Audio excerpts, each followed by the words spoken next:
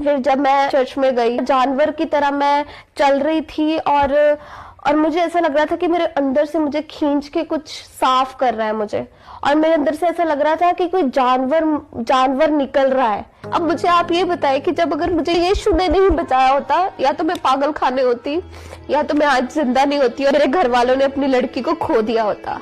मैं आप सबसे रिक्वेस्ट करती हूँ कि जो लोग बोलते हैं ना कि क्रिश्चियन धर्म बदलते हैं, उनको जब आप परसिक्यूट करते हो ना, हम उनसे ये पूछ के देखना कि जब वो दुख में थे तब कौन लोग उनके साथ खड़ा था। मैं आपसे हाथ जोड़ के विनती करती हूँ कि उनके जो लोग प्रभु यीशु मसीह में आते हैं ना, उनके दुखों को सुन के देखना।